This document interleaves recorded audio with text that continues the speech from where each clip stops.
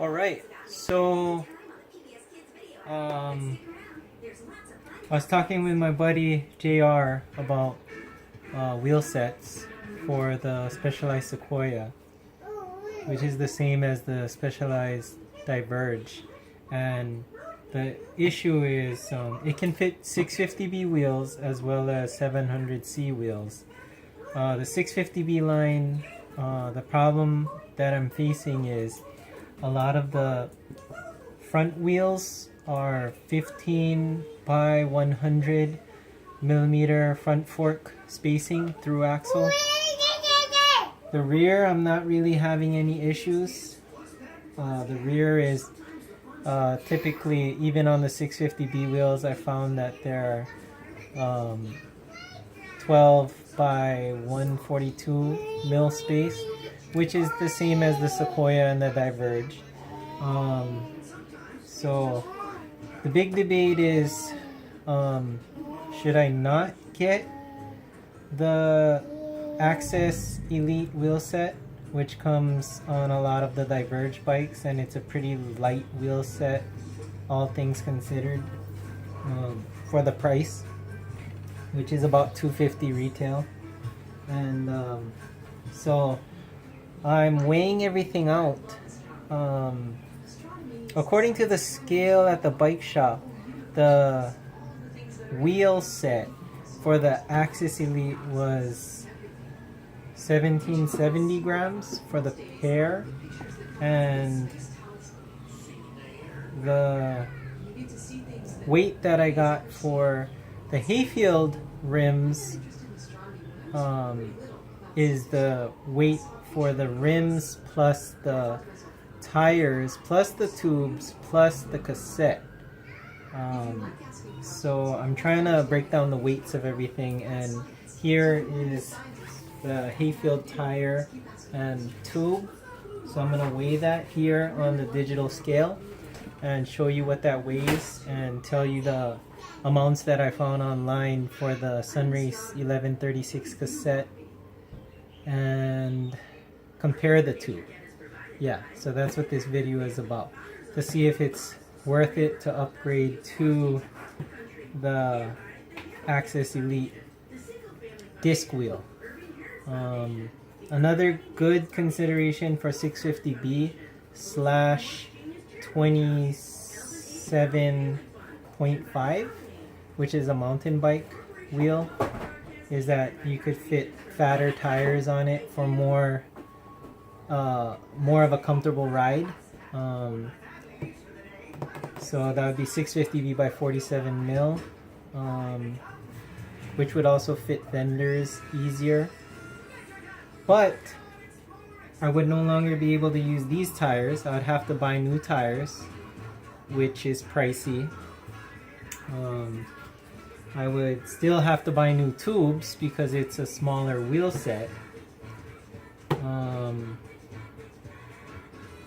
And then, well, I could still use these wheels if I kept the Hayfields. So, but I would have to buy new tires, which would be coming out of the pocket more for the 650B wheel set. So let's weigh this, and then break down the numbers. Pause the video.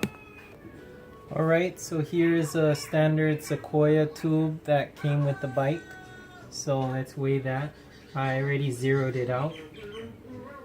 And that comes out to 7.4 ounces or 211 grams for the tube. 211. And let's check out the tire. Okay, so this tie here is 9 grams. The tube is 211 grams, and here's the weight of the Hayfield tire right here, or the Sawtooth tire. So I zeroed it out, and there we go. Try to get this thing balanced. 585 grams for the tire. 585. Let me do that one more time to make sure.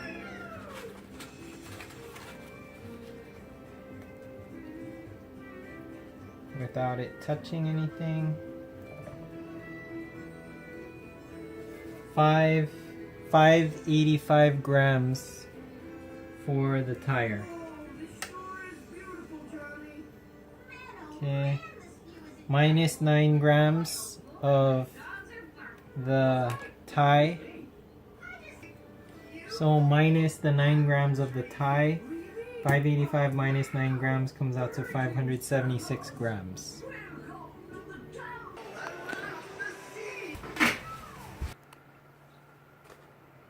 Okay, so that's the weight of the tire and the standard tube on the Sequoia Elite. And the cassette, according to Sunrace, the cassette for the 1136 11 speed is 345 grams. And what else? The Hayfield rear comes out to 2,610 grams, and the Hayfield front comes out to 2,040 grams. That's with tires, cassette, and tubes. So I have to minus off the numbers that I found in order to get the comparison of just the wheel set. Alright, so here's the calculations. So tire 576 grams plus tube 211 grams comes out to 787 grams for tire and tube. That's this and this. And so the Hayfield rear, according to online review from bikepacking.com, I believe it was, for the rear wheel plus the tire plus the tube comes out to 2,610 grams minus the 787 minus the tire and tube comes out to 1,823 for the rear Hayfield, for the rear Hayfield, but I also have to minus off the cassette. So let me do that and I'll be right back. Okay, sorry about that. So minus off the cassette, the Sunrace 1136 cassette, minus 345 grams of the cassette, comes out to 1,487 grams for the rear Hayfield. And so the front Hayfield, same thing. There's no cassette. Minus off the 787 grams off of the 2,040 grams for the weight of the front wheel. Comes out to 1,253 grams for the front Hayfield. And let me add those two together and see what that comes out to. Okay, so I did the calculations and converted or added up both wheels. So the rear wheel 1478, front wheel 1253. Total comes out to 2,731 grams for the front and rear Hayfield wheels. And then that equals out to 6.02 pounds. And then if you look at the old video, we actually weighed the Access Elite wheels in the store on the Park Tool scale, and that came out to 1,770 grams, even though Specialized website labels it at 1,650 grams. It was more like 1,770. Which comes out to 3.9 pounds for the wheel set. So let's just round that up to 4 pounds for video's sake. So 6 pounds compared to 4 pounds, that's a 2 pound weight difference off the total bike for only, with my discount, for only 200 bucks for the wheel set, I would say that it's worth it. It's not a race bike, it's a tour bike, and I can still use my tires. And what's the other tire? The other tire is I could still use 29er tires, just not with the fenders. So I don't know if the 42mm to the 47 650B would really be a huge option for me. Maybe if I was building the bike up from the ground up, it would, but for this price point and for what I've been able to find on eBay, I couldn't find any wheel set in the 650B line with a fork diameter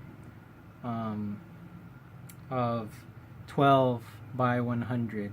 I was only able to find 15 by 100, which would be mountain bike standard, and I don't really want to get into the specifics of conversion kits and shims, because I just want it to be kind of a clean switchover. So I think I might stick with the Access Elites, but that's the weight breakdown. Hopefully if you're in a similar situation that helped you. If it did, hit the like button, consider subscribing, goes a long way, and comment down below. Like reading the comments always. Let's get a discussion going. Wheel set grams, not a weight weenie by any means, but the bike is 26 to 28 pounds. I only weighed it with the fenders, but without the fenders, according to the Specialized website and not the website, but review websites like bikepacking.com, the bike weighs in at about 26 pounds stock. So taking off 2 pounds and dropping it down to 24 pounds is a huge difference. It doesn't really matter when your bike is already super light, but when your bike is on the heavier side and you're going up long climbs like Pineapple Hill, then it kind of does matter. Not going to set any PRs or land speed records. That's not the point of this video, but it's just showing you that you can get some value out of changing your wheels but not going carbon. That's about it.